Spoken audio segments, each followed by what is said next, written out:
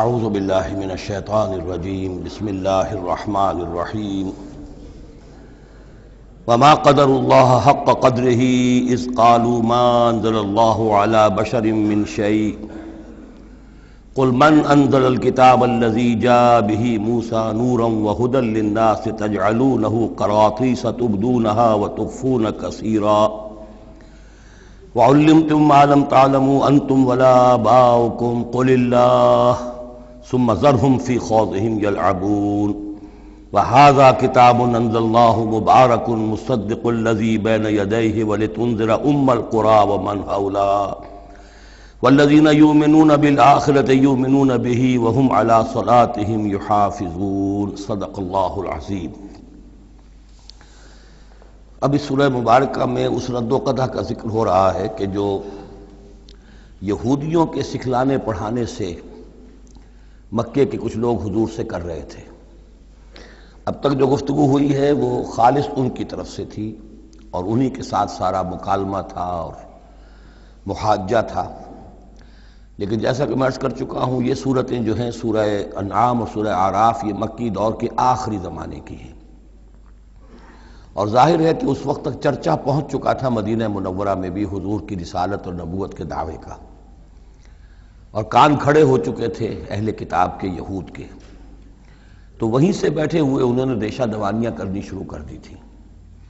اور جیسے کہ ہم پڑھ چکے ہیں کہ جب زدم زدہ میں کوئی آ جائے تو وہ یہاں تک کہہ بیٹھتے تھے کہ ان مسلمانوں سے تو یہ مشرک بہتر ہیں جو بتوں کو پوجتے ہیں وغیرہ وغیرہ۔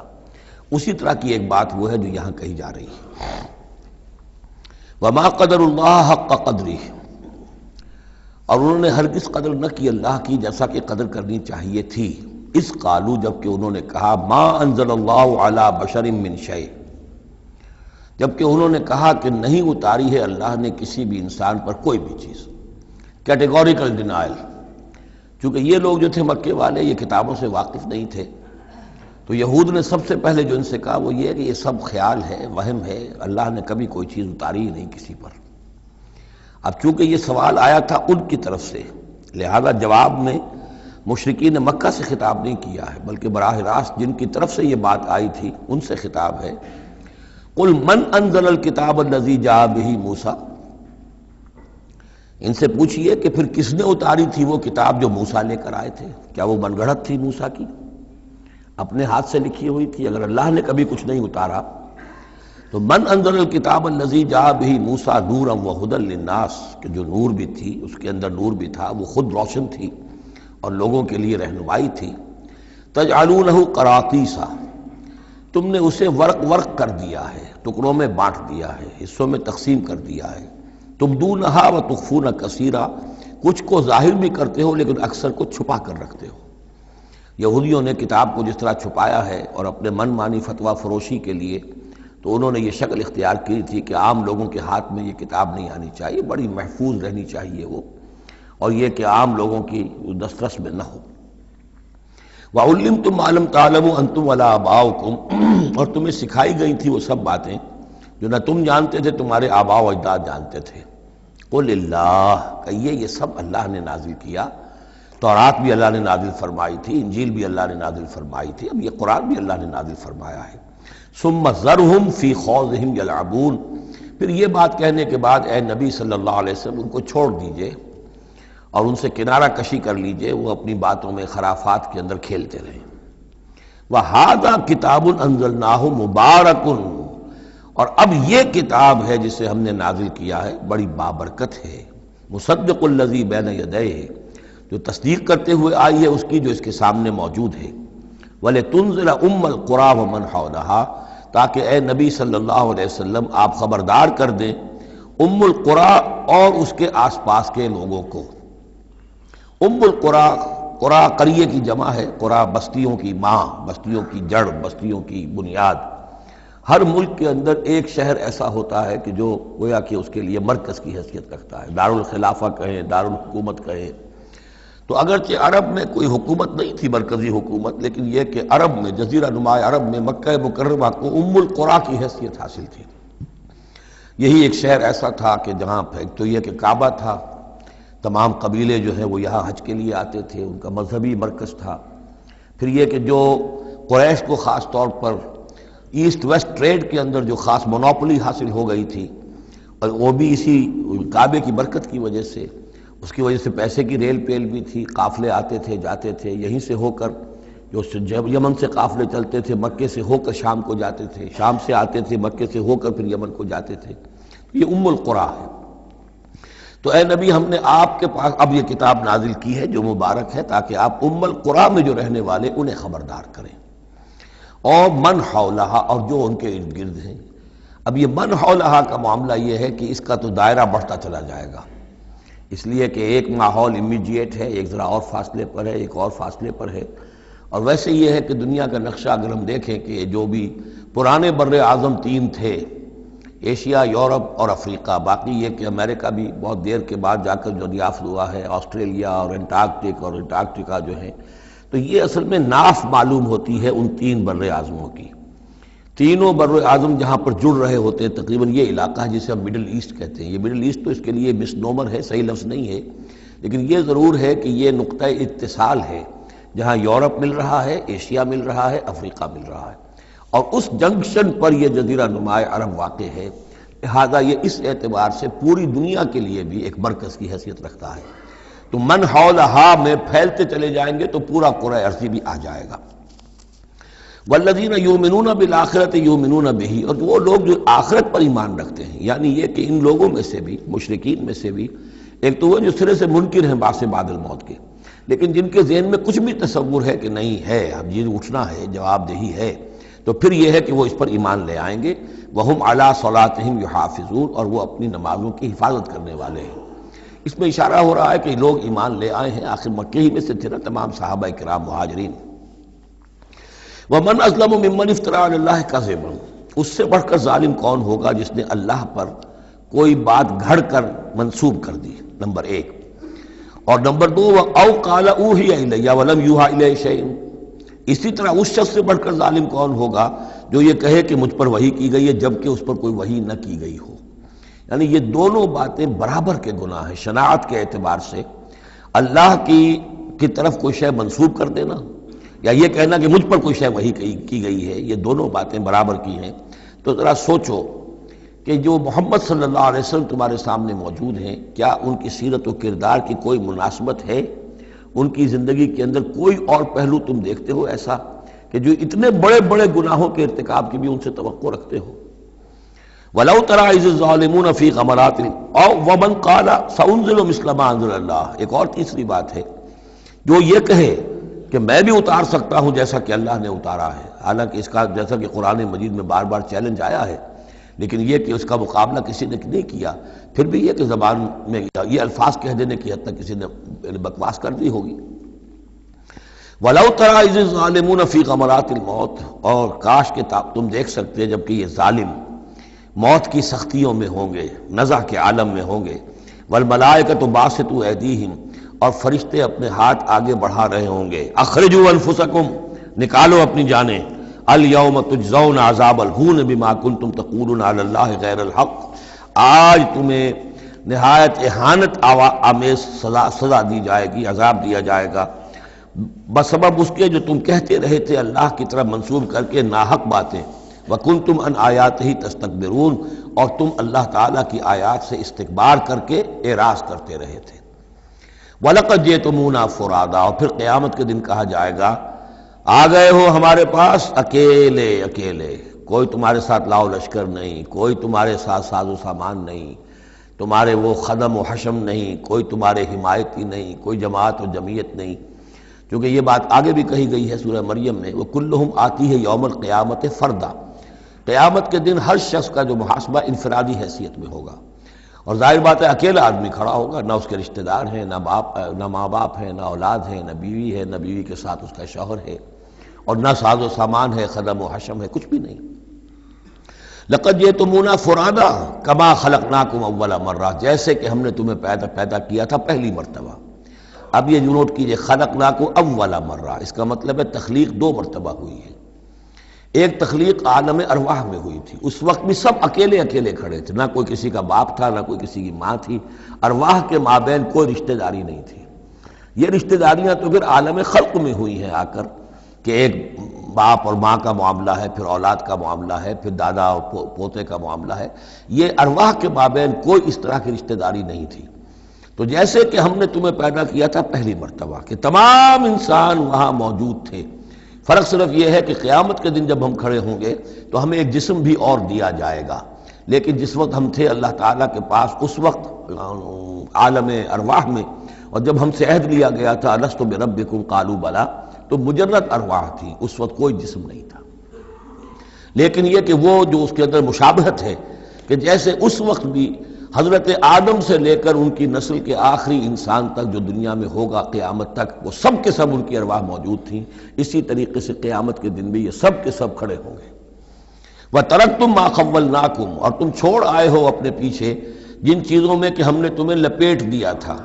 یہ اصل میں کیا ہے؟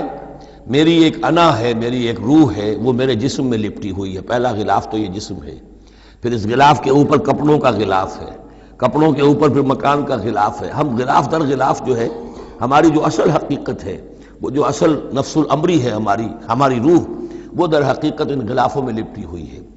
تو جو بھی غلاف ہم نے تم پر چڑھا دیے تھے وہ سب چھوڑ آئے ہو، وراء ظہورکم، اپنے پیچھے۔ وما نرى معكم شفعاءكم الذين زعمتم انهم فيكم شركاء، اور ہم دیکھ نہیں رہے تمہارے ساتھ کہ تمہارے وہ سفارشی نہیں آئے جن کے بارے میں تمہیں گھمنڈ ہو گیا تھا کہ وہ تمہارے معاملے میں شریک ہیں، سفارش کریں گے، تمہیں بچا لیں گے، چھڑا لیں گے ہمارے محاسبے سے، ہماری پکڑ سے۔ لقد تقطع بینکم، اب تمہارے مابین سارے رشتے ٹوٹ چکے، یعنی چاہے انہوں نے حضرت مسیح کو سمجھا ہو شفاعت کرنے والا، تو مسیح بھی اعلان برات کریں گے کہ میرا تم سے کوئی تعلق نہیں ہے، میں کوئی تمہاری شفاعت نہیں کر سکتا۔ کسی نے شیخ عبد القادر جیلانی کو سمجھا ہو تو وہ بھی اعلان برات کریں گے۔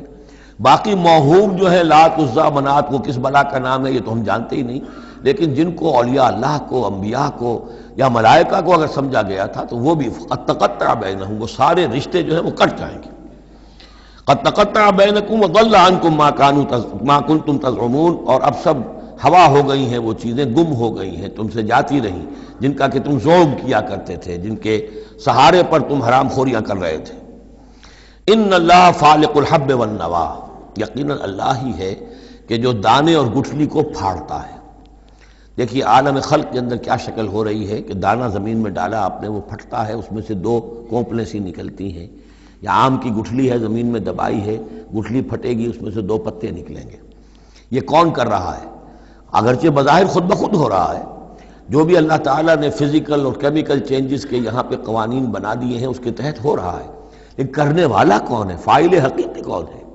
جیسا کہ شیخ عبد القادر جیلانی ہی کا نام آیا تھا رحمۃ اللہ علیہ، تو انہوں نے اپنے جو وصایا ہیں ان میں بڑا پیارا جملہ لکھا ہے کہ میرے بچے، اپنے بچے کے لیے وصیت لکھی تھی، اس حقیقت کو ہر وقت مستحضر رکھنا کہ لا فاعل فی الحقیقت ولا مؤثر الا اللہ، حقیقت میں مؤثر اور فاعل اللہ کے سوا کوئی نہیں۔ تاثیر ہے تو اس کی بنا پر ہے، اس کے اذن سے ہے۔ کوئی فعل کا ارادہ تم کر سکتے ہو، لیکن فعل کا بالفعل انجام پذیر ہونا یہ تمہارے اختیار میں نہیں ہے، یہ تو اللہ کے حکم سے ہوگا۔ ان اللہ فالق الحب والنوا، یقیناً اللہ ہی ہے پھاڑنے والا دانے اور گٹھلی کا۔ یخرج الحی من المیت ومخرج المیت من الحی، وہ نکالتا ہے مردہ زندہ کو مردہ میں سے، اور وہ نکالنے والا ہے مردہ کو زندہ میں سے۔ مخرج المیت من الحی ذالکم اللہ فانا تؤفکون، وہ ہے اللہ، لیکن تم کدھر بچلے جا رہے ہو، کدھر تم الٹے جا رہے ہو، اس اللہ کو پہچانو۔ فالق الاصباح، اب یہ فلق دوسرا بھی ہے، وہ ہے صبح کا پھاڑنے والا، رات کی سیاہی کا پردہ چاک کر کے سپیدہ سحر کو نمودار کرنے والا۔ یہ بھی خود بخود ہو رہا ہے، زمین کی گردش ہے، جو بھی ہے اس کے تحت ہو رہا ہے، لیکن یہ بھی یہ نہ سمجھیں کہ یہ بھی اللہ تعالیٰ کے تصرف کے بغیر اور اس کی تدبیر کے بغیر ہے، بلکہ یہی ہوگا فالق الاصباح، صبح کی روشنی کا پھاڑنے والا۔ وجعل اللیل سکنا والشمس والقمر حسبانا، اب دیکھیے یہ ہے وہ آلاء اللہ جن کے حوالے سے اللہ کی عظمت، اللہ کی صفات، اللہ کی قدرت، ان سب چیزوں کو نمایاں کیا جا رہا ہے۔ التذکیر بآلاء اللہ۔ وجعل اللیل سکنا، اس نے بنا دیا ہے رات کو سکون کی جگہ، سکون کا وقت۔ والشمس والقمر حسبانا، اور سورج اور چاند کو اس نے بنا دیا حساب کے لیے، وہ حساب کا ایک نظام ہے جس کے تحت چل رہے ہیں۔ اسی سے دن وجود میں آ رہے ہیں، رات وجود میں آ رہی ہے، اسی سے مہینے وجود میں آ رہے ہیں۔ ذالک تقدیر العزیز العلیم، یہ اندازہ ہے مقرر کیا ہوا اس ہستی کا جو العزیز ہے اور العلیم ہے، زبردست ہے اور سب کچھ جاننے والی ہے۔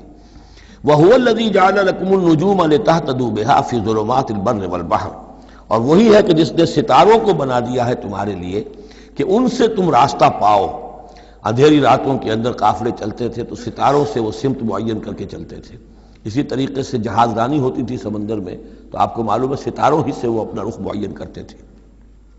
لِتَهْتَدُوا بِهَا فِي ظُلُمَاتِ الْبَرِّ وَالْبَحْرِ، خشکی اور سمندر کی تاریکیوں میں تم ان ستاروں سے راستہ پاتے ہو۔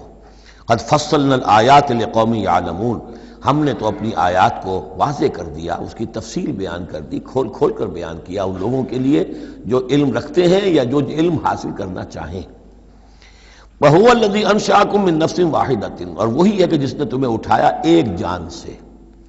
یہ سب جو ہے ظاہر بات ہے کہ ایک جان سے بنا ہے، جو بھی پوری کی پوری یہ جو نسل انسانی بنی ہے وہ ایک جان سے بنی ہے۔ اس میں یہ بھی ہو سکتا ہے کہ مراد حضرت آدم علیہ السلام ہو، اور یہ بھی ہو سکتا ہے اگر کوئی حقیقت ہے ایولیوشن تھیوری میں تو اس کو آپ ٹریس کریں اور امیبا تک لے جائیں، وہ بھی ایک جان ہے۔ اس جان سے ہی پھر مختلف ارتقائی مراحل طے کرتے ہوئے، اس میں پہلے کوئی سیکس نہیں تھا، پھر ہوتے ہوتے سیکس ظاہر ہوا، تو اسی سے خلق منہا زوجہا والی بات جو ہے، اور اس پر ڈاکٹر رفیع الدین مرحوم نے قرآن اور علم جدید جو ان کی کتاب ہے اس میں بہت عمدہ تحقیق ان کی ہے، اور مولانا امین نصر اصلاحی صاحب نے بھی اس کی تصویر کی ہے۔ تو جن لوگوں کو دلچسپی ہو اس کتاب کا مطالعہ کریں کہ یہ ایک جان سے پیدا کرنے کا مطلب کیا ہے۔ فَمُسْتَقَرٌّ وَمُسْتَوْدَعٌ، اس نے بنایا تمہیں ایک جان سے، لیکن پھر یہ کہ تمہارے لیے ایک تو مستقل ٹھکانہ ہے اور ایک ہے کچھ دیر کے لیے امانت کے طور پر رکھے جانے کی جگہ۔ اب یہ مستقر کیا ہے، مستودع کیا ہے، اس میں تین قول ہیں مفسرین کے۔ پہلا قول تو یہ ہے کہ مستقر تو ہے دنیا، یہاں ہم آئے ہیں، اب مجھے یہاں 66 برس ہونے کو آئے ہیں، میں یہاں اس دنیا میں ہوں، لیکن مستودع کیا تھا، تھوڑی دیر کے لیے جو میں رہا ہوں اپنی والدہ محترمہ کے بطن میں رہا ہوں، تو وہ رحم مادر جو ہے وہ مستودع تھا، کچھ دیر کے لیے وہاں امانتاً انسان رہتا ہے اور پھر وہ دنیا میں آتا ہے، وہ مستقر ہے۔ دوسری رائے یہ ہے کہ مستقر تو آخرت ہے اور قبر ہے مستودع، قبر میں رکھا جاتا ہے انسان کو، اور یہ گویا کہ عالم برزخ جو ہے یہ عارضی ودیعت کرنے کی جگہ ہے، عارضی طور پر امانتاً رکھنے کی جگہ ہے، پھر جانا ہے۔ مستقر جو ہے وہ آخرت ہے۔ تیسری رائے یہ ہے کہ مستقر آخرت ہے اور مستودع دنیا ہے، دنیا میں جو وقت ہم گزار رہے ہیں یہ آخرت کے مقابلے میں بہت ہی عارضی ہے۔ اس حوالے سے اسے بھی کہا جا سکتا ہے کہ یہ بہت ہی عارضی سی امانت کی جگہ ہے۔ قد فصلنا الآیات لقوم یفقہون، ہم نے تو اپنی آیات کو واضح کر دیا ہے اور تفصیل بیان کر دی ہے ان لوگوں کے لیے جو تفقہ سے کام لیں، غور کریں، سوچیں، سمجھیں۔ وَهُوَ الَّذِي أَنزَلَ مِنَ السَّمَاءِ مَاءً، اور وہی ہے کہ جس نے اتارا ہے آسمان سے یا بلندی سے پانی۔ فَأَخْرَجْنَا بِهِ نَبَاتَ كُلِّ شَيْءٍ، پھر ہم نے نکال دیا اس کے ذریعے سے ہر شے کی نباتات، اگنے والی ہر شے جو ہے نباتات زمین سے نکالی۔ فَأَخْرَجْنَا مِنْهُ، تو ہم نے اس کے ذریعے نکالے اس میں سے خضراً، سرسبز کھیتی، نخرج منہ حبا متراکبا، جس میں سے ہم نکالتے ہیں کہ جو دانے ہیں ایک دوسرے کے اوپر چڑھے ہوئے ہیں۔ اب سٹا ہے تو چاہے وہ کوئی کسی بھی یعنی اس کا ہے اناج کا، اب کس طریقے سے کہ دانے کے اوپر دانہ چڑھا ہوا ہوتا ہے، حبا متراکبا، یہ دانے ایک دوسرے کے اوپر چڑھے ہوئے ہوتے ہیں۔ وَمِنَ النَّخْلِ مِن طَلْعِهَا قِنْوَانٌ دَانِيَةٌ، اور کھجور کے گابھے میں سے گوشے ہوتے ہیں کہ جو لٹکتے ہوئے ہوتے ہیں۔ وَجَنَّاتٍ مِّنْ أَعْنَابٍ، اور باغات ہم نے بنا دیے ہیں جو کہ کھجور انگوروں کے ہیں۔ وَالزَّيْتُونَ، اور زیتون، وَالرُّمَّانَ، اور انار، مُشْتَبِهًا وَغَيْرَ مُتَشَابِهٍ، ایسے بھی جو ایک دوسرے سے ملتے جلتے ہیں رنگ میں، روپ میں، شکل میں، اور ایسے بھی ہیں کہ جن میں کچھ فرق ہے۔ انظروا إِلَىٰ ثَمَرِهِ إِذَا أَثْمَرَ، ذرا غور سے دیکھا کرو اس کے ثمر کو جب کہ وہ پکتا ہے، کیسا تدریجاً اس کے اندر، ابھی بڑا کچا پھل ہے، پھر اس کے اندر وہ پکنے کا عمل اس طرح تدریجاً ہو رہا ہے۔ انظروا الی ثمرہ، ان ثمرات کو دیکھا کرو، اذا اثمر، جب کہ وہ پکتے ہیں، پھل لاتے ہیں، وینعہ، اور اس کے پکنے کو بھی دیکھو، اذا اینع، یہ گویا کہ یہاں محذوف ہوگا، وینعہ اذا اینع، انظروا الی ثمرہ اذا اثمر، دیکھو اس کے پھل لانے کو جب کہ وہ پھل لائے، وَيَنْعِهِ إِذَا أَيْنَعَ، اور اس کے پکنے کو دیکھو کس طرح تدریجاً وہ پکتا ہے۔ ان فی ذالکم لآیات لقوم یؤمنون، یقیناً اس میں ہیں نشانیاں ان لوگوں کے لیے جو ایمان لانا چاہیں یا جو ایمان رکھتے ہوں۔ جن کے پاس تھوڑا ایمان ہے ان آیات پر غور کریں گے، ایمان بڑھ جائے گا، ایمان میں اضافہ ہوگا، زادتہم ایمانا، اور جن کے دلوں میں طلب ہدایت ہے انہیں انہی نشانیوں سے ایمان کی دولت نصیب ہو جائے گی۔ وجعلوا للہ شرکاء الجن، اور انہوں نے اللہ کے شریک بنا دیا جنات کو، وخلقہم وخرقوا لہ بنین، حالانکہ اللہ نے ان کو بھی پیدا کیا ہے، جیسے انسانوں کو پیدا کیا جنات کو پیدا کیا۔ فرق صرف یہ ہے کہ جنات کو آگ سے پیدا کیا، اور جنات جو ہیں اپنی طبعی طور پر اس کائنات میں بہت دور تک ان کی رسائی ہے۔ ہم جہاں بڑے بڑے راکٹ جو ہیں billions and billions of dollars کے لیے ایک بناتے ہیں، اور پھر اس کی ایک جو ہم گاڑی بنائی ہے اور وہ جاتی ہے اور دوڑتی ہے اور آتی ہے، شٹل ہے، اور اس پر کتنا پیسہ خرچ ہوتا ہے، یہ تمام جو ہے جنات کے لیے یہ سارا علاقہ ان کی آمد و رفت کے لیے وہ اپنی طبعی صلاحیت کے بنا پر جاتے آتے رہتے ہیں، جس میں کہ ہمیں جانے کے لیے یہ ساری کچھ ایجادات جو ہیں وہ کرنی پڑی ہیں۔ لیکن یہ کہ بہرحال وہ بھی ہے تو مخلوق، جیسے کہ فرشتے ان سے بھی آگے کی شے، لیکن ہیں وہ بھی مخلوق، فرشتے بھی مخلوق ہیں، جنات بھی مخلوق ہیں، انسان بھی مخلوق ہیں۔ وجعلوا للہ شرکاء الجن، انہوں نے شریک بنا لیا جنات کو اللہ کے ساتھ، وخلقہم، اس نے ان کو پیدا کیا ہے، وخرقوا لہ بنین وبنات، اور اس کے لیے انہوں نے گھر لیے ہیں بیٹے اور بیٹیاں۔ حضرت عیسیٰ کو بیٹا بنا دیا گیا، حضرت عزیر کو بیٹا بنا دیا گیا، اور اللہ تعالیٰ کی فرشتوں کو کہہ دیا گیا وہ بیٹیاں ہیں، بغیر علم، بغیر اس کے کہ کوئی علمی سند ہو، کوئی بنیاد ہو، کوئی دلیل ہو۔ سبحانہ و تعالی عما یصفون، وہ پاک ہے اور بہت بلند و بالا ہے ان تمام چیزوں سے جو یہ بیان کر رہے ہیں۔ بدیع السماوات والارض، یہ لفظ آ چکا ہے سورہ بقرہ میں، کریشن ایکس نہیلو، عدم محض سے وجود میں لانے والا، وہ ہے کہ جو آسمانوں اور زمین کو وجود میں لایا ہے عدم محض سے۔ انا یکون لہ ولد، اس کے اولاد کیسے ہو سکتی ہے، ولم تکن لہ صاحبہ، جبکہ اس کی کوئی بیوی نہیں، کوئی جورو نہیں، تو اولاد کیسے ہو جائے گی۔ وخلق کل شیء، اور اس نے تو ہر شے کو پیدا کیا ہے، ایک خالق ہے باقی سب مخلوق ہیں۔ وہو بکل شیء علیم، اور وہ ہر چیز کا علم رکھتا ہے، اس کی مخلوقات میں سے کوئی شے اس کی نگاہوں سے ایک لمحے کے لیے بھی اوجھل نہیں ہے۔ ذالکم اللہ ربکم، وہ ہے اللہ تمہارا رب۔ اصل میں یہ انداز سمجھ لیجئے کہ چونکہ جو یہ مشرکین مکہ اور عرب تھے وہ اللہ کو مانتے تو تھے، اصل میں اس کی صفات کمال، اس کی قدرت، اس کی عظمت، اس کے بارے میں ان کا ذہن کچھ جو ہے محدود ہو گیا تھا، ورنہ اللہ کے منکر تو وہ نہیں تھے۔ ذالکم اللہ ربکم، دیکھو جس اللہ کو تم مانتے ہو وہ ہے وہ اللہ جس کی یہ شان ہے۔ تم نے اس کی اصل حقیقت کو نہیں پہچانا، تم نے اس کو جو ہے بہت ہی کمزور اور ضعیف سی کوئی شخصیت سمجھا ہے کہ جس کے اوپر کوئی دباؤ ڈال کر بھی اپنی بات منوا لے گا۔ تم نے سمجھا ہے جیسے کہ تمہاری کوئی بچی آ جائے اور تم سے کچھ چیز مانگے، اگر تم دے سکتے ہو تو ضرور دے دیتے ہو، ایسے ہی اس کی بچیاں بھی ہیں، یہ فرشتے جو ہیں جس کی سفارش کریں گی وہ جو ہے سب وہ بخش دیے جائیں گے۔ یہ تم نے اپنے اوپر جو ہے قیاس کر لیا ہے اللہ تعالیٰ کو، اس کی قدرت، اس کی عظمت، اس کا وراء الورا ہونا، اس کا بکل شیء علیم ہونا، اس کا علی کل شیء قدیر ہونا، اس کا ہر جگہ پر موجود ہونا، اس کا تم تصور نہیں کر پا رہے۔ ذالکم اللہ ربکم، وہ ہے اللہ تمہارا رب جس کو ہم اس طرح بیان کر رہے ہیں۔ لا الہ الا ہوا، اس کے سوا کوئی معبود نہیں ہے، خالق کل شیء، وہ ہر شے کا بنانے والا، پیدا کرنے والا ہے۔ فاعبدوہ، بس اسی کی بندگی اور پرستش کرو۔ وہو علی کل شیء وکیل، اور وہ ہر شے کا کارساز وہی ہے، کوئی تمہارے لیے کارساز نہیں۔ لا تتخذوا من دونی وکیلا، میرے سوا کسی اور کو اپنا کارساز نہ سمجھنا۔ لا تدرکہ الابصار وہو یدرک الابصار وہو اللطیف الخبیر، اسے نگاہیں نہیں پا سکتی، کیوں؟ هو اللطیف، وہ اتنا لطیف ہے، اتنا لطیف ہے، اتنا لطیف ہے کہ تمہاری نگاہیں اسے نہیں پا سکتی، نہیں دیکھ سکتی۔ لا تدرکہ الابصار وہو یدرک الابصار، وہ تمہاری نگاہوں کو پا لیتا ہے، جو اس لیے کہ وہ خبیر ہے، وہ باخبر ہے۔ تو لطیف اور خبیر کے جو دو یہاں اسماء آئے ہیں وہ در حقیقت اس نوعیت سے کہ وہ تو اتنی لطیف ہستی ہے۔ چنانچہ شب معراج میں بھی آیا حضور نے اللہ کو دیکھا یا نہیں دیکھا، اس میں کچھ اختلاف ہے۔ حضرت علی کی رائے یہ ہے کہ دیکھا، حضور نے اللہ کو دیکھا، لیکن حضرت عمر اور حضرت عائشہ رضی اللہ تعالی عنہ ان کی رائے یہ ہے کہ نہیں، اور حضرت عائشہ کا قول یہ ہے نور انا یرا، تو نور ہے اسے دیکھا کیسے جائے گا؟ تو وہ اتنی لطیف ہستی ہے کہ اس کا دیکھنا ہماری نگاہوں سے ہم نہیں دیکھ سکتے، دل کی آنکھ سے دیکھ سکتے، دل کی آنکھ سے محمد رسول اللہ دنیا میں بیٹھ کر بھی دیکھ سکتے تھے، لیکن ان آنکھوں سے دیکھنا ممکن نہیں ہے۔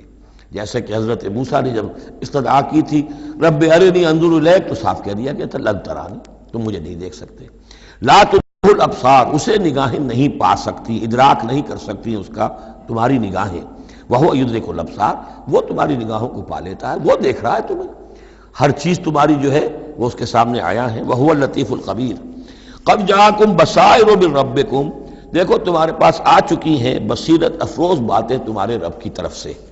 فمن ابصر فلنفسہ، تو جو کوئی دیکھے گا، آنکھیں کھولے گا، حقائق کا مواجہہ کرے گا، حقیقت کو تسلیم کرے گا، تو وہ اپنے بھلے کے لیے، فلنفسہ۔ ومن عمی فعلیہا، اور جو کوئی اندھا بن جائے گا، آنکھیں بند کر لے گا، حقیقت کو نہیں دیکھنا چاہے گا کسی تعصب کی وجہ سے، ہردرمی کی وجہ سے، ضد کی وجہ سے، تو اس کا سارا وبال اس پر آئے گا۔ وما انا علیکم بحفیظ، اور بہرحال میں تمہارا کوئی نگران نہیں ہوں، میں تمہارے اوپر کوئی ٹھیکیدار نہیں ہوں، میں تمہاری طرف سے جواب دہ نہیں ہوں۔ وَكَذَلِكَ نُصَرِّفُ الْآيَاتِ، اور اسی طرح ہم اپنی آیات کو گردش میں لاتے ہیں، وَلِيَقُولُوا دَرَسْتَ، تاکہ یہ پکار اٹھے کہ اے نبی صلی اللہ علیہ وسلم آپ نے سمجھانے کا حق ادا کر دیا۔ درستہ اصل میں عربی زبان میں آتا ہے درس یدرسو، لکھنا مٹانا، لکھنا مٹانا۔ جیسے بچے شروع میں جب کوئی تعلیم حاصل کرتے ہیں تو تختی ہے، تختی لکھی پھر دھو دی، پھر لکھی پھر دھو دی۔ اب تو خیر تختی وقتی شاید آج لوگوں کے ذہنوں سے نکل گئی ہوں گی باتیں، آج کا بچہ کیا سمجھے گا تختی کس بلا کا نام ہے۔ یا سلیٹ ہوتی تھی، اب اس میں کچھ کیا پھر دھو دیا، پھر کچھ لکھا پھر صاف کر دیا۔ تو یہ ہے کہ کسی کو پڑھانے کے لیے تدریجاً بار بار درستہ، اے نبی آپ نے خوب بار بار ہر طرح سے ہر اعتبار سے، ایک پھول کا مضمون ہے تو 100 رنگ سے باندھوں، آپ نے بات سمجھا دی۔ وَلِنُبَيِّنَهُ لِقَوْمٍ يَعْلَمُونَ، تاکہ واضح کر دیں ہم اس کو ہر طرح سے ان لوگوں کے لیے جو علم حاصل کرنا چاہیں یا جو علم رکھتے ہیں۔ اتبع ما اوحی الیک من ربک، اب دیکھیے یہاں پر میں نے آپ سے کہا تھا کہ بار بار حضور سے خطاب آئے گا، لیکن یہ خطاب صرف حضور سے نہیں ہوتا، یہ حضور کی وساطت سے امت کے لیے بھی، اہل ایمان کے لیے بھی۔ لیکن مکی صورتوں میں آپ کو 2/3 قرآن میں براہ راست خطاب مسلمانوں سے بہت کم ملے گا، شاذ۔ یہ خطاب جو ہے چونکہ جب امت کی شکل بنی ہے مسلمانوں کی، وہ تحویل قبلہ کی بات بنی، اب امت ہے۔ کذالک جعلناکم امۃ وسطا لتکونوا شہداء علی الناس ویکون الرسول علیکم شہیدا۔ پھر خطاب، پھر تو ایک سورہ حجرات جو ہے 18 آیتیں 5 دفعہ یا ایھا الذین آمنوا یا ایھا الذین آمنوا یا ایھا الذین آمنوا یا ایھا الذین آمنوا، لیکن یہ کہ آپ کو اتنی لمبی لمبی صورتوں میں یا ایھا الذین آمنوا ملے گا ہی نہیں۔ اہل ایمان سے بھی جو کہا جا رہا ہے وہ حضور سے واحد کے صیغے میں، اتبع ما اوحی الیک من ربک، پیروی کرو اس کی جو وحی کیا جا رہا ہے آپ کی طرف، آپ کے رب کی طرف سے۔ اور یہ صرف حضور کو نہیں، سب کے لیے۔ لا الہ الا ہوا، اس کے سوا کوئی معبود نہیں۔ وَأَعْرِضْ عَنِ الْمُشْرِكِينَ، اور ان مشرکوں سے ذرا کنارہ کشی کیجئے، ذرا اپنا چہرہ ان کی طرف سے آپ پھیر لیجئے، زیادہ ان کے حال پر توجہ نہ دیجئے۔ وَلَوْ شَاءَ اللَّهُ مَا أَشْرَكُوا، اگر اللہ چاہتا تو یہ شرک نہ کرتے، اگر اللہ کو جبری اختیار کرنا ہوتا اپنا اور بالجبر ان کو ایمان پر لانا ہوتا تو سب کو ایمان پر لے آتا۔ وَمَا جَعَلْنَاكَ عَلَيْهِمْ حَفِيظًا، اور دیکھیے اے نبی ہم نے آپ کو ان پر داروغہ، نگران، ذمہ دار، ٹھیکیدار نہیں بنایا ہے۔ آپ کا کام ہے حق کو واضح کر دینا۔ انذر بہی، ذکر بہی، بشر بہی، اس قرآن کے ذریعے بشارت دیتے رہیے، قرآن کے ذریعے خبردار کرتے رہیے، قرآن کے ذریعے تذکیر کرتے رہیے، آپ کا کام یہ ہے۔ فذکر انما انت مذکر لست علیہم بمسیطر، یاد دہانی کرائیے، اس لیے کہ آپ یاد دہانی کرانے والے ہیں، آپ ان کے اوپر داروغہ نہیں ہیں۔ وما انت علیہم بوکیل ولا تسبوا الذین یدعون من دون اللہ فیسبوا اللہ عدوا بغیر علم۔ اب یہاں مسلمانوں سے خطاب ہے، لیکن دیکھیے یا ایھا الذین آمنوا نہیں ہے، یہ خاص ہے قرآن کے اسلوب کو سمجھنے کے لیے۔ اور مت گالیاں دو ان کو، برا بھلا کہو ان کو جن کو یہ پکارتے ہیں اللہ کے سوا، یعنی کوئی جوشیلا نوجوان مسلمانوں میں سے اور وہ گالیاں دینی شروع کر دے لات اور عزا اور منات کو، کیا ہے یہ، کچھ نہیں ہے، ان کی کوئی حیثیت نہیں ہے، تو یہ ساری چیزیں ٹھیک نہیں ہیں۔ ان کے وہ محترم انہوں نے جو بھی گھڑے ہوئے ہیں، ان کے ذہنوں میں ان کی عظمت ہے، ان کی عقیدت ہے، خام خواہ وہ جوش میں آ کے، غصے میں آ کے اب اللہ کو گالیاں دینے لگیں گے، تو اس سے یہ کہ خام خواہ اس طرح کا اشتعال آمیز انداز اختیار نہ کرو۔ ولا تسبوا الذین یدعون من دون اللہ، مت گالیاں دو یا برا بلا کہو انہیں جنہیں یہ پکارتے ہیں اللہ کے سوا، فیسبوا اللہ عدوا بغیر علم، تو اللہ کو گالیاں دینے لگ جائیں گے زیادتی کے اندر آ کر، زدم زدہ میں آ کر، بغیر علم کے۔ کذالک زینا لکل امۃ عملہم، اسی طرح ہم نے ہر قوم کے لیے اس کے عمل کو مزین کر دیا ہے، وہ اسی میں خوش ہے، مگن ہے۔ ہمارے آباء و اجداد کی مورتیاں ہیں، یہ دیویاں ہیں، دیوتا ہیں، اس میں مگن ہیں، ان کے احساسات ہیں، ان کے جذبات ہیں۔ سمجھاؤ ضرور، انذار کرو، تبشیر کرو، تذکیر کرو، تبلیغ کرو، نصیحت کرو، سب کچھ کرو، لیکن یہ ہے کہ ان کے ساتھ گالم گلوچ نہیں اور ان کے معبودوں کو برا بھلا کہنا نہیں۔ ثم الی ربہم مرجعہم، پھر ان کے رب ہی کی طرف ان سب کو لوٹنا ہے، فینبئہم بما کانوا یعملون، وہ ان کو جتلا دے گا جو کچھ کہ وہ کرتے رہے تھے۔ واقسموا باللہ جہد ایمانہم، اور وہ قسمیں کھا کھا کر کہتے ہیں، اب یہ وہی آ گیا جو عمود ہے اس سورہ مبارکہ کا، کچھ عرصے سے اس کچھ رکوعوں سے اس کا تذکرہ نہیں آیا تھا، اب پھر بڑے شد و مت کے ساتھ وہی بات، دکھاؤ ہمیں معجزہ، دکھاؤ ہم ایمان لے آئیں گے۔ کیوں نہیں دکھاتے معجزہ؟ نبوت کا دعویٰ ہے، رسالت کا دعویٰ ہے، عام دعویٰ تو نہیں کر رہے ہو تم، کیوں نہیں کوئی معجزہ دکھاتے؟ جب خود کہتے ہو کہ موسیٰ نے دکھائے، عیسیٰ نے دکھائے، فلاں نے دکھائے، قوم سمود کو دکھا دیا گیا معجزہ، تو آخر کیا قیامت آ گئی؟ ہمیں کیوں نہیں معجزہ دکھاتے؟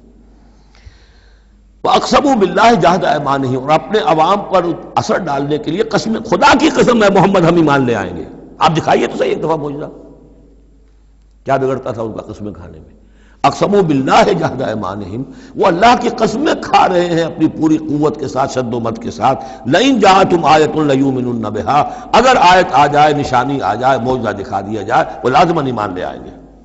قل انما الآیات عند اللہ، کہہ دیجئے نشانیاں تو سب اللہ کے اختیار میں، میرے اختیار میں نہیں، اللہ کا فیصلہ وہ نہیں دکھانا چاہتا۔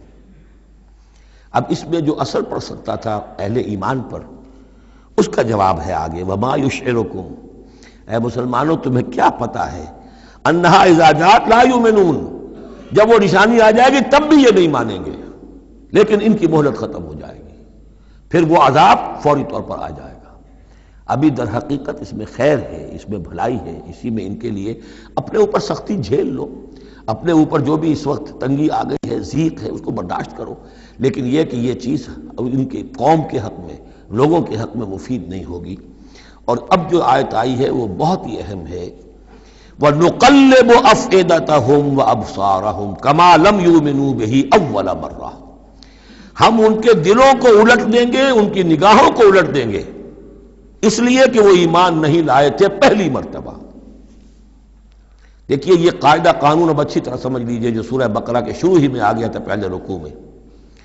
انسان کا معاملہ یہ ہے کہ اللہ تعالیٰ نے اسے جو صلاحیتیں دی ہیں، اگر وہ اس کو استعمال کرے گا تو اس صلاحیت میں اضافہ ہوتا ہے۔ آپ علم جو ہے لوگوں کو سکھائیں گے، آپ کے علم میں اضافہ ہوگا۔ آپ آنکھ کا استعمال کریں گے، آنکھ کی بصارت برقرار رہے گی۔ پٹی باندھ دیجئے آنکھ پر، 2-4 مہینے تک پٹی بندھی رہے، بصارت زائل ہو جائے گی۔ اس جوڑ کا کام ہے کہ یہ چلے، حرکت کرے، اس کے اوپر آپ پلاسٹر لگا دیجئے، کئی مہینے لگا رہے، اس کی حرکت ختم ہو جائے گی، لاک ہو جائے گی۔ جو صلاحیت اللہ نے دی ہے اس کا استعمال نہیں ہوگا تو وہ ہوتے ہوتے وہ صلاحیت پھر زائل ہو جاتی ہے، ضائع ہو جاتی ہے، سلب ہو جاتی ہے۔ ایک باطنی صلاحیت ہے حق کو پہچاننے کی، میرے اندر وہ صلاحیت ہے، مجھ پہ حق منکشف ہوا اور میرے دل نے گواہی دی حق ہے، میں نے اس کو دیکھنے سے انکار کر دیا، نہیں مانوں گا میں، ضد کی وجہ سے، تعصب کی وجہ سے، ہٹ درمی کی وجہ سے۔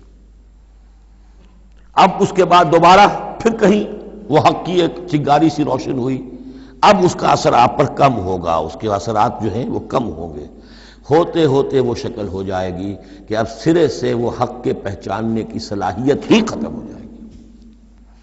اس کو کہا ہے ختم اللہ علی قلوبہم وعلی سمعہم وعلی ابصارہم غشاوہ، اللہ نے مہر کر دی ہے ان کے دلوں پر اور ان کی سماعت پر اور ان کی آنکھوں کے آگے پردے ڈال دیے، اس لیے کہ اب مہر ہو گئی، جس کو انگریزی میں ہم کہتے ہیں پوائنٹ آف نو ریٹرن، اب اس انتہا کو پہنچ چکے ہو تم کہ یہاں سے واپسی کا کوئی امکان نہیں۔ ہر معاملے میں کوئی ایک وقت ہوتا ہے کہ ابھی آپ واپس جا سکتے ہیں، کوئی پسپائی کوئی اختیار کر سکتے ہیں، کوئی واپس جا سکتے ہیں، کوئی شرافت کے ساتھ کہیں جو ہے وہ آپ ریٹریکٹ کر سکتے ہیں اپنے سٹیپس کو، ایک حد کے بعد پھر ممکن نہیں ہوتا۔ اسی کو یہاں کہا ہے کہ چونکہ جب پہلی مرتبہ حق ان پر منکشف ہو گیا، اللہ نے حجت قائم کر دی، حق منکشف ہو گیا، پہچان لیا ان کے دل نے، ان کی روح نے کہ بصیرت باطنی نے کہ یہ حق ہے، تو فوراً مان لیتے تو خیریت تھی۔ چونکہ انہوں نے نہیں مانا تو اب تو ہم ان کے دلوں کو الٹ دیں گے، 100 معجزے بھی دیکھ لیں گے تو یہ ایمان نہیں لائیں گے۔ وَنُقَلِّبُ أَفْئِدَتَهُمْ وَأَبْصَارَهُمْ، ہم الٹ دیں گے ان کے دلوں کو بھی، ان کی نگاہوں کو بھی، كَمَا لَمْ يُؤْمِنُوا بِهِ أَوَّلَ مَرَّةٍ، جیسے کہ وہ ایمان نہیں لائے تھے پہلی مرتبہ۔ وَنَذَرُهُمْ فِي طُغْيَانِهِمْ يَعْمَهُونَ، ان کو چھوڑ دیں گے اپنی سرکشی کے اندر بڑھتے چلے جائیں۔ یہی وہ لفظ آ گیا جو شروع میں سورہ بقرہ کے آ چکا ہے، باطنی اندھاپا جو ہے، ایک ہے عین میم یہ آنکھوں کا اندھا ہو جانا، ایک ہے عین میم ہے دل کا اندھا ہو جانا۔ ہم چھوڑ دیں گے یہ باطنی جو ان کی ذہنی، نفسیاتی اور اخلاقی جو ان کی گمراہیاں ہیں اور جو اندھیارے ہیں ان میں بھٹکتے ہوئے چھوڑ دیں گے۔ وَلَوْ أَنَّنَا نَزَّلْنَا إِلَيْهِمُ الْمَلَائِكَةَ، اب پھر خطاب ہو رہا ہے، اگر ہم ان کے اوپر فرشتے اتار دیتے، یعنی ان کو جو یہ کہہ رہے ہیں کہ فرشتہ آیا، ہم فرشتوں کی فوجیں اتار سکتے ہیں، دکھا سکتے ہیں کہ فرشتہ آسمان سے اتر رہا ہے۔ وَكَلَّمَهُمُ الْمَوْتَى، اور خواہ ان سے موت مردہ جو ہے قبروں سے نکل نکل کر بات کرتے ہیں۔ وَحَشَرْنَا عَلَيْهِمْ كُلَّ شَيْءٍ قُبُلًا، اور ہر چیز ہم لا کر ان کے سامنے رو در رو کر دیتے، جمع کر دیتے۔ مَا كَانُوا لِيُؤْمِنُوا إِلَّا أَن يَشَاءَ اللَّهُ، تب بھی یہ نہیں ہے ایمان لانے والے الا یہ کہ اللہ چاہے۔ تو اللہ چاہے اور کسی کے اندر اس کی اگر طلب ہے تو اللہ تعالیٰ ان معجزوں کے بغیر بھی لوگوں کی آنکھیں کھول رہا ہے۔ جو ایمان لائے ہیں وہ معجزے دیکھ کر تو نہیں لائے، وہ طالب حق تھے، انہیں حق جو ہے مل گیا۔ وَلَٰكِنَّ أَكْثَرَهُمْ يَجْهَلُونَ، لیکن ان کی اکثریت جو ہے وہ جاہلوں پر مشتمل ہے، اور جاہل سے مراد جذباتی لوگ جو عقل سے کام نہیں لیتے بلکہ اپنے جذبات کے اندر کے اعلی کار بن جاتے ہیں۔ اگلی آیت جو ہے یہ بھی بہت اہم ہے، ایک فلسفہ دین کے اعتبار سے، بلکہ فلسفہ تحریک، دعوت و تحریک کے اعتبار سے بہت اہم ہے۔ وَكَذَلِكَ جَعَلْنَا لِكُلِّ نَبِيٍّ عَدُوًّا شَيَاطِينَ الْإِنسِ وَالْجِنِّ، اور اسی طرح ہم نے ہر نبی کے دشمن بنا دیے انسانوں اور جنوں میں سے شیطان، ہم نے بنا دیے۔ سوچئے، غور کیجئے، نبی کے لیے تو مدد چاہیے تھی، کیوں شیطان اٹھا دیا اللہ نے ان کے خلاف؟ اس کا فلسفہ بیان ہو رہا ہے۔ اگر کشاکش حق و باطل نہ ہو تو تمیز کیسے ہوگی کون واقعی حق پرست ہے اور کون ایسا ہی، کون واقعی محبت کرتا ہے اللہ سے اور کون دودھ پینے والا مجنوں ہے، وہ نام کا ہی صرف محبت کر رہا اور ایمان کیسے پتہ چلتا؟ یہ تو آزمائش کے لیے ہے دنیا بنائی گئی ہے۔ اگر شر کا وجود ہی نہ ہو، خیر ہی خیر ہو، تو آزمائش کہاں ہوگی؟ لہذا ایک تو ہم کرتے ہیں خود، تندی باد مخالف سے نہ گھبرا ہے عقاب، یہ تو چلتی ہے تجھے اونچا اڑانے کے لیے، یہ تو تمہارے لیے چیلنج ہے، اہل ایمان کے لیے چیلنج ہے۔ ان کے مرتبے اونچے ہوتے ہیں، جو جتنا سفر کر رہا ہے، جو جتنی استقامت دکھا رہا ہے، جو جتنا ایثار کر رہا ہے، اتنے ہی تو اس کے رتبے بلند ہوں گے، ورنہ کیسے حفظ مراتب ہوگا؟ کیسے معلوم گا ہوز ہو کس کا کیا مقام ہے؟ وَكَذَلِكَ جَعَلْنَا لِكُلِّ نَبِيٍّ، ہم نے خود اٹھائے، ہم نے بنائے ہر نبی کے لیے دشمن شیاطین الانس والجن، شیاطین جن و انس، یوحی بعضهم الی بعض زخرف القول غرورا، وہ ایک دوسرے کو اشاروں کنایوں میں وحی سے وہ ایسی باتیں، ملمہ کی ہوئی باتیں، فریب والی باتیں جو ہے وہ کرتے رہتے ہیں، ایک دوسرے کو گمراہ اور کرنے کے لیے، ایک دوسرے کے لیے اور سپورٹ کرنے کے لیے۔ وہ جو جن ہے شیطان، وہ آ کر اس انسان شیطان کے کان میں پھونک مارتا ہے، ابھی ذرا تم اور صبر کرو، ابھی اور دیکھو کہیں تم پھسل نہ جانا، دیکھنا کہیں تم حق کو قبول نہ کر لینا۔ تو یہ ان کا آپس میں جو ہے گٹھ جوڑ، اس لیے کہ ہم نے خود ان کو یہ چھوٹ دی ہے۔ وَكَذَلِكَ جَعَلْنَا لِكُلِّ نَبِيٍّ عَدُوًّا شَيَاطِينَ الْإِنسِ وَالْجِنِّ يُوحِي بَعْضُهُمْ إِلَىٰ بَعْضٍ زُخْرُفَ الْقَوْلِ غُرُورًا وَلَوْ شَاءَ رَبُّكَ مَا فَعَلُوهُ، اور اگر آپ کا رب چاہتا تو وہ یہ نہ کر سکتے۔ ظاہر بات ہے کہ یہ کائنات میں کوئی پتا بھی اللہ کے اذن کے بغیر ہل نہیں سکتا۔ ابو جہل کی کیا مجال تھی کہ حضرت سمیہ کو شہید کر دیتا؟ ہے کون وہ؟ لیکن یہ تو اللہ کی طرف سے اجازت ہے، اس کا ہاتھ شل ہو جاتا، وہ ہاتھ جو اٹھا ہے برچا لے کر ان کی شرمگاہ میں مارنے کے لیے، تو کیا وہ ہاتھ وہیں کا وہیں شل نہ ہو جاتا اللہ کے حکم سے؟ لیکن نہیں، اذن رب ہے، ٹھیک ہے، ہماری اس بندی کو آزما لو جتنا آزمانا ہے، لیکن جتنا تم آزما رہے ہو تمہیں کیا اندازہ ہوگا اس کے رتبے جو ہے ہمارے ہاں کتنے بلند سے بلند تر ہوتے چلے جا رہے ہیں، تم کیا جانو؟ یا لیت قومی یعلمون بما غفر لی ربی وجعلنی من المکرمین، کاش میری قوم کو معلوم ہو جائے، میری بیوی رو رہی ہوگی، میرے بچے رو رہے ہوں گے کہ ہمارا باپ جو ہے وہ شہید کر دیا گیا، کاش وہ جان سکتے کہ مجھے میرے رب نے کیا میرا اعزاز فرمایا ہے، میں یہاں کس عیش و آرام میں ہوں، ان کے رونے کا کیا سوال، وہ خوشیاں مناتے ہیں۔ تو یہ صورتحال ہے۔ وَلَوْ شَاءَ رَبُّكَ مَا فَعَلُوهُ فَذَرْهُمْ وَمَا يَفْتَرُونَ، تو چھوڑیے آپ ان کو، جو یہ افتراء کر رہے ہیں کرنے دیجئے، یہ ہماری سنت ہے، ہمارا طریقہ ہے، ہمارا فلسفہ یہی ہے۔ وَلِتَصْغَىٰ إِلَيْهِ أَفْئِدَةُ الَّذِينَ لَا يُؤْمِنُونَ بِالْآخِرَةِ وَلِيَرْضَوْهُ وَلِيَقْتَرِفُوا مَا هُمْ مُقْتَرِفُونَ، تاکہ مائل ہو جائیں ان کی طرف ان لوگوں کے دل جو آخرت پر ایمان نہیں رکھتے۔ یہاں دیکھیے اصل میں کیا بات ہے کہ جیسے الیکٹروسس ہوتا ہے، پانی کو الیکٹرولسس جب ہوتا ہے، ایک پازیٹیو ایک نیگیٹو، اب وہ جو آئنز ہیں وہ ادھر ادھر ہو جائیں گے۔ تو اللہ تعالیٰ نے حق و باطل کی کشاکش رکھی ہے، اس کشاکش کا نتیجہ کیا ہے؟ آئونائزیشن ہو جائے گی، حق اور باطل کا جو ہے، حق والے ادھر کو جمع ہو جائیں گے، باطل والے ادھر جمع ہو جائیں گے۔ اور اس کے لیے جو ہے یہ اس معاشرے کے اندر، انسانی معاشرے کے اندر یہ تقسیم، یہ تمییز، جیسے کہ ہم سورہ آل عمران میں پڑھ چکے ہیں، حتی یمیز الخبیث من الطیب، یہ خبیث اور طیب جو ہیں گڈمڈ ہوئے ہیں، یہ آزمائشیں آتی ہیں، تکلیفیں آتی ہیں، امتحانات آتے ہیں، تو خبیث علیحدہ اور طیب علیحدہ، منافق علیحدہ، صاحب ایمان علیحدہ۔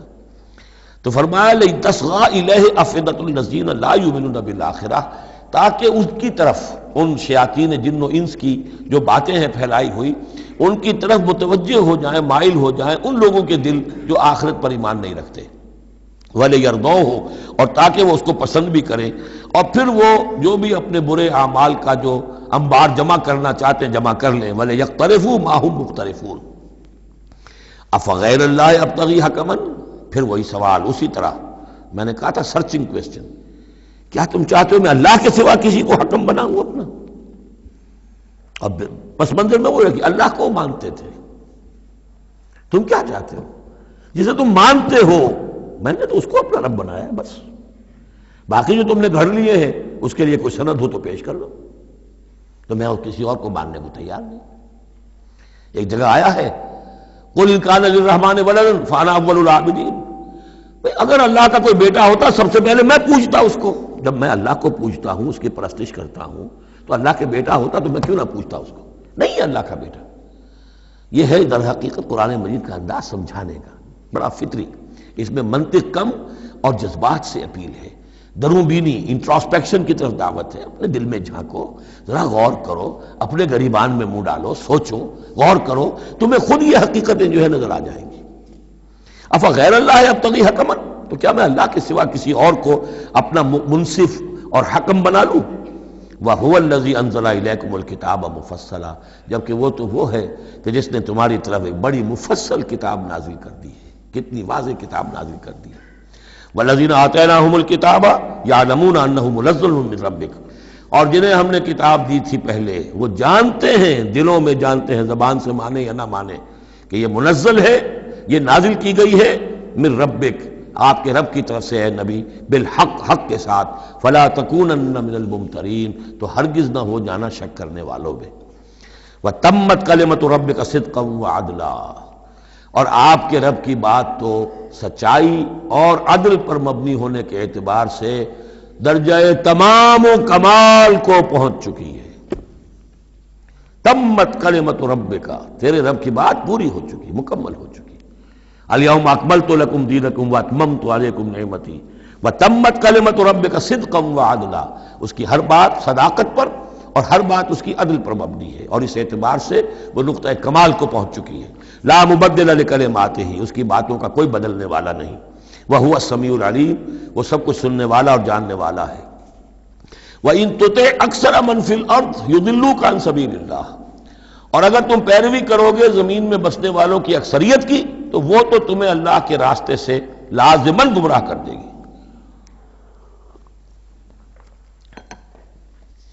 یہ بڑی اہم آیت ہے قرآن مجید کی جدید جمہوری نظام کی نفی کے لیے۔ جمہوریت ایک طرز حکومت ہے کہ جس میں بندوں کو گنا کرتے ہیں، تولا نہیں کرتے۔ قرآن کہہ رہا ہے زمین کی اکثریت جو ہے، اگر تو فیصلہ کن یہی بات ہے اکثریت کدھر اقلیت کدھر، تو اکثریت تو دنیا میں ہمیشہ باطل پرستوں کی رہی ہے۔ دور صحابہ میں صحابہ کتنے تھے؟ پوری دنیا کی آبادی کے حساب سے گنتی کیجئے، 1,00,000 میں ایک نہیں بنے گا؟ اس حوالے سے غور کریں.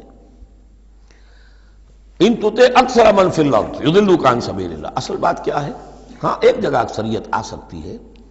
موٹی موٹی باتیں جو دین کی ہیں وہ تو اس بنیاد پر مانی جائیں گی کہ اللہ اور اس کے رسول نے یہ فرمایا ہے. یہ لینڈ مارکس ہیں. اس کے اندر اندر مباحات کے درمیان فیصلہ اکثریت کی بنیاد پر کر لیا جائے. شراب حرام ہے وہ تو سرو نہیں کی جا سکتی. آپ کے ہاں کوئی دعوت ہونی ہے، کوئی تقریب ہے، اب اس میں سوچ رہے ہیں کہ کیا سرو کیا جائے. بھائی شراب تو حرام ہے، اللہ اور اس کے رسول کا حکم ہے، وہ تو سرو نہیں ہو سکتی. اب یہ کہ شربت جو ہے روح افزا سرو کیا جائے یا 7 اپ یا اسپرائٹ سرو کیا جائے، یہ مباحات میں سے یا اکثریت کا فیصلہ کر لیجئے، کوئی بات نہیں، جو اکثریت کی رائے ہو. لیکن ایبسولوٹ اتھارٹی اکثریت کے پاس، ساورنٹی اکثریت کے پاس. انا للہ و انا الیہ راجعون. وَإِن تُطِعْ أَكْثَرَ مَن فِي الْأَرْضِ يُضِلُّوكَ عَن سَبِيلِ اللَّهِ. ساورنٹی اللہ کے پاس رہے گی، اس کا حکم اپنی جگہ پر. باقی مباحات کے دائرے میں آپ اکثریت کی رائے پر بھی چل سکتے ہیں. ان یتبعون الا الظن. یہ نہیں پیروی کر رہے مگر صرف ظن و تخمین کی، اٹکل پچوں کی. وَإِنْهُمْ إِلَّا يَخْرُصُونَ. اور یہ نہیں کچھ کر رہے سوائے اس کے کہ کچھ اندازے انہوں نے مقرر کیے ہیں. ان ربک هو اعلم من يضل عن سبیلہ. آپ کا رب خوب واقف ہے ان سے کہ جو اس کے راستے سے بھٹک چکے ہیں. وهو اعلم بالمہتدین. اور وہ خوب واقف ہے ان سے بھی جو ہدایت کی راہ پر ہیں. فَكُلُوا مِمَّا ذُكِرَ اسْمُ اللَّهِ عَلَيْهِ إِن كُنتُم بِآيَاتِهِ مُؤْمِنُونَ. تو کھاؤ ان چیزوں میں سے جن پر اللہ کا نام لیا گیا ہے اگر تم اس کی آیات پر ایمان رکھتے ہو. یہ پھر وہی جو عرب کے اندر مشرکوں میں جو جاہلی تصورات تھے، توہمات تھے، تو ان کو پھر رد کرنے کے لیے، بلکہ پھر نہیں کہنا چاہیے، یہ تو مکی صورتیں ہیں، یہ کام تو ہو چکا تھا. باقی یہ کہ وہ تو جو بھی آخری پھر ٹچز تھے وہ سورہ مائدہ وغیرہ میں دیے گئے ہیں. وَمَا لَكُمْ أَلَّا تَأْكُلُوا مِمَّا ذُكِرَ اسْمُ اللَّهِ عَلَيْهِ. یہ تم نے جو بنا لی ہے چیزیں، اب ان کے اوپر چاہے وہ حام اور صائبہ اور یہ وسیلہ اور یہ وہ کوئی شے اللہ نے مقرر نہیں کی ہے، ان کو ذبح کرو. حلال جانور ہے، اونٹ ہے، کچھ اور ہے، اس کو حلال کر سکتے ہو، اللہ کا نام لو اور کھاؤ. وَمَا لَكُمْ أَلَّا تَأْكُلُوا مِمَّا ذُكِرَ اسْمُ اللَّهِ عَلَيْهِ وَقَدْ فَصَّلَ لَكُمْ مَا حَرَّمَ عَلَيْكُمْ. جبکہ اللہ تعالیٰ تفصیل بیان کر چکا ہے تمہارے لیے وہ ان چیزوں کی جو حرام کی گئی ہیں. یہ سورۃ النحل کے اندر بھی یہ چونکہ آیا تھا، وہ آگے چل کر پڑھیں گے 14ویں پارے میں. لہذا وہ صورت اس سے پہلے نازل ہوئی ہے، لہذا فرمایا جا رہا کہ وہ تمہارے اوپر اس کی تفصیل پہلے بیان کی جا چکی ہے. الا ما اضطررتم الیہ. اس میں بھی تمہارے لیے گنجائش ہے کہ اگر اضطرار ہے، جان پر بنی ہوئی ہے، بھوک سے جان نکل رہی ہے، تو ان حرام چیزوں میں سے بھی کچھ کھا کر جان بچائی جا سکتی ہے. وَإِنَّ كَثِيرًا لَيُضِلُّونَ بِأَهْوَائِهِمْ بِغَيْرِ عِلْمٍ. اور اکثر لوگ جو ہیں وہ بغیر کسی تحقیق کے، بغیر علم کے، اپنی خواہشات کی بنا پر لوگوں کو گمراہ کرتے پھرتے ہیں. ان ربک هو اعلم بالمعتدین. اور یقیناً تیرا رب خوب جانتا ہے ان حد سے تجاوز کرنے والوں کو. وَذَرُوا ظَاهِرَ الْإِثْمِ وَبَاطِنَهُ. اور چھوڑ دو، تعلق منقطع کر لو ہر طرح کے گناہ سے، چاہے وہ کھلا ہو یا چھپا ہو. ان الذین یکسبون الاسم. یقیناً جو لوگ گناہ کماتے ہیں، سیجزون بما کانوا یقترفون. تو انہیں یقیناً بدلہ ملے گا اس کا جو وہ جمع کر رہے ہیں، جو کھتے بھر رہے ہیں برائیوں کے اور برے اعمال کے، ان کا پورا بدلہ ملے گا. ولا تاکلوا مما لم یذکر اسم اللہ علیہ. اور مت کھاؤ اس میں سے جس پر اللہ کا نام نہ لیا گیا ہو. یہ اصل میں ایک خاص چیز ہے جو آگے آئے گی آیت نمبر 138 میں، کہ ان کے اسی قسم کے توہمات میں سے بعض جانوروں پر وہ کہتے تھے اللہ کا نام لینا ہی نہیں ہے. اس کا خاص طور پر تذکرہ ہے، یہ عام نہیں ہے یہ آیت.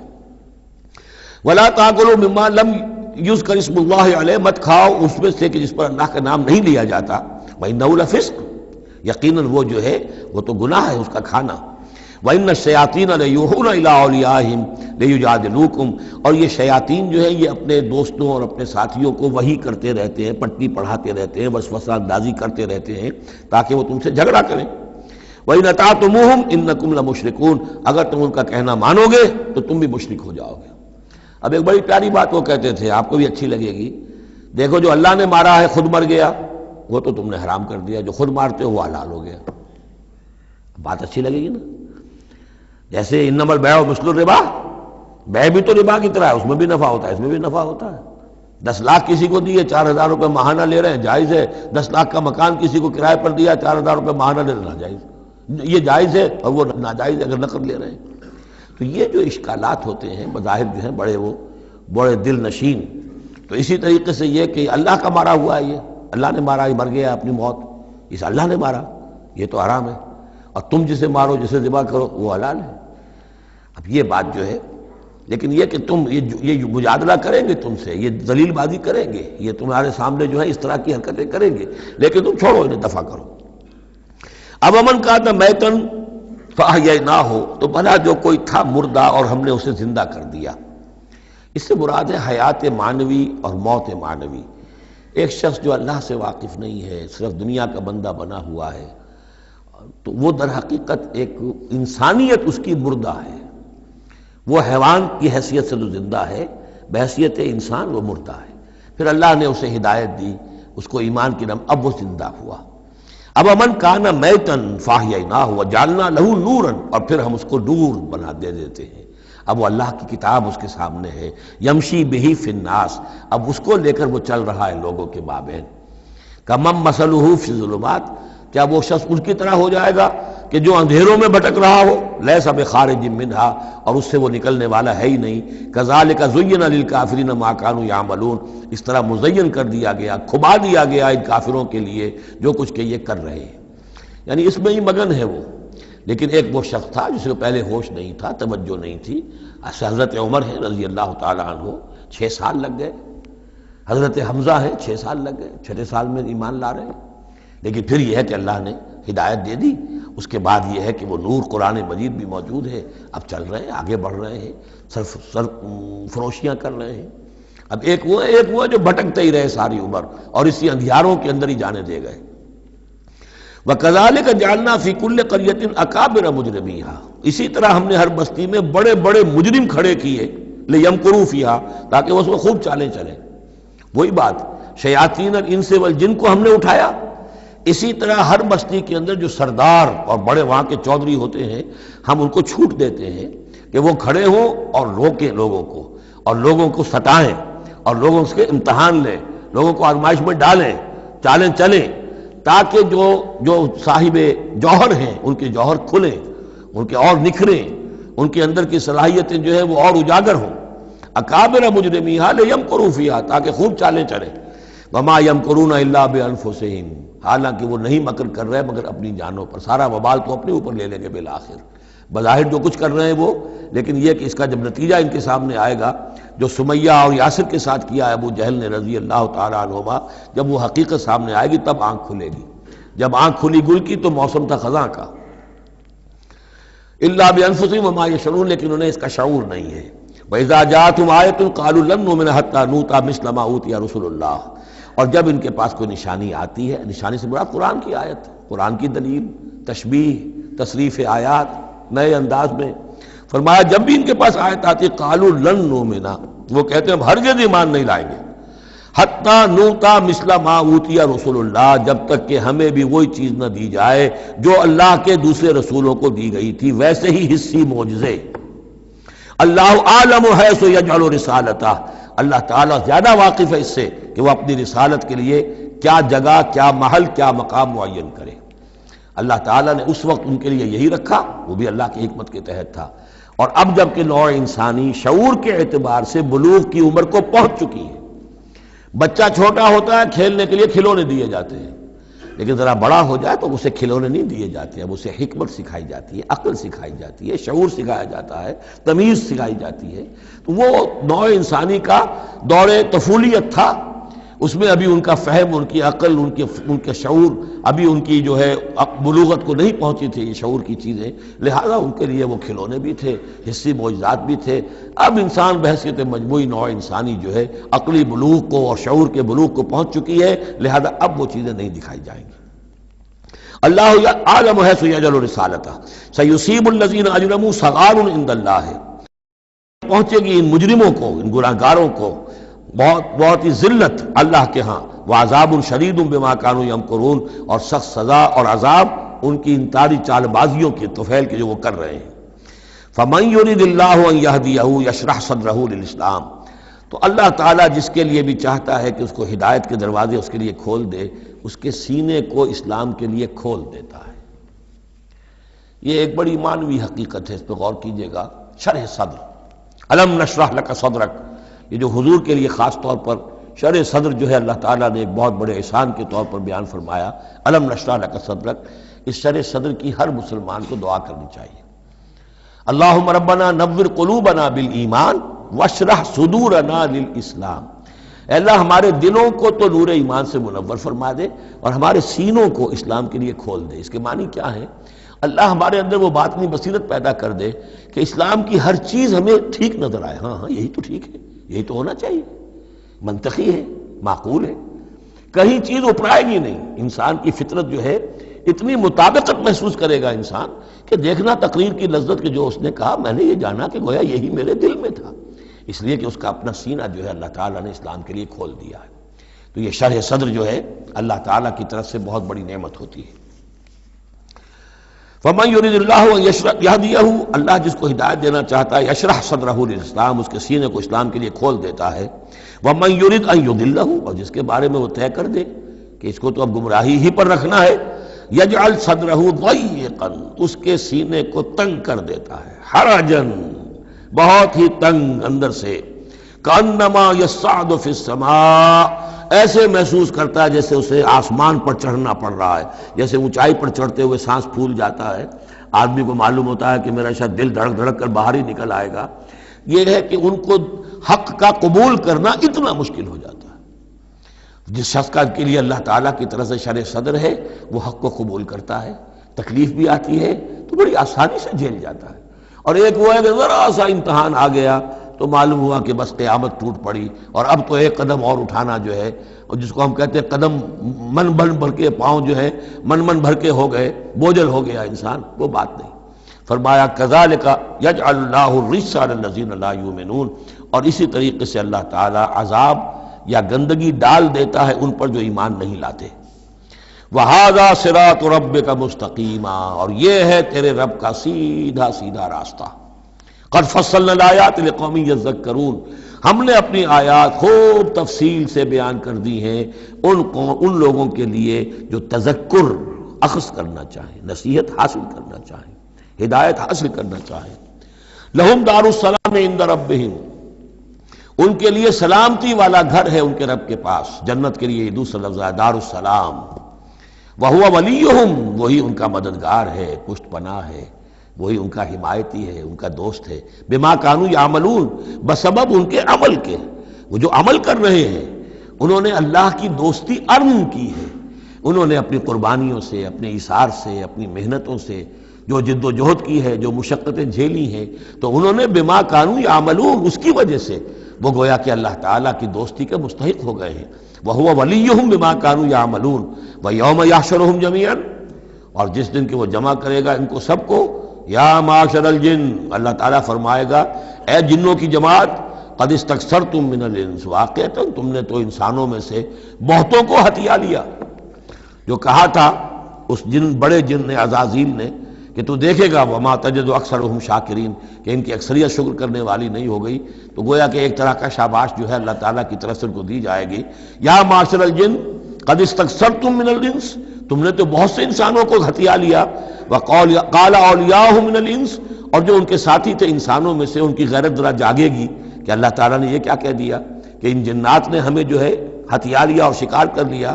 ربنا، وہ یہ کہیں گے ربنا استمتع بعضنا ببعض، پروردگار ہم میں سے بعض نے بعض سے فائدہ اٹھایا، ہم ان سے کام لیتے رہے، یہ ہم سے کام لیتے رہے، ہم نے ان کو موکل بنایا، ان کے ذریعے سے غیب کی خبریں، کہانت کی دکانیں چمکائیں۔